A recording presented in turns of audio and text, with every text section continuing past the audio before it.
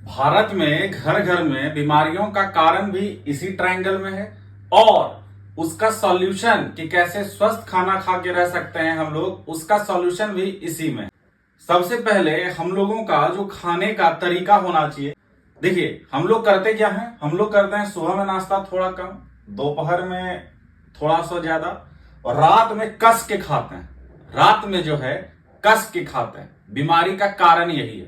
तो बोलिएगा सर, इसका सही तरीका क्या है, कैसे? हम लोगों को इसको उलट देना चाहिए और उस हिसाब से अगर भोजन करेंगे जीवन मस्त रहेगा, टनाटन रहेगा। देखिए, सुबह का नाश्ता हेवी करिएगा, दोपहर का भोजन इससे थोड़ा कम कीजिए और रात में जो है चूंकि खा के सोना ही है इसलिए एकदम लाइट खाना खाइए कि आपको नींद आ जाए, ऐसा नहीं रहे कि हम भूखे सोए। ठीक है ना? अगर आप इस तरीके से चलते हैं तो आपको कोई बीमारी शायद नहीं होगी। Thank you.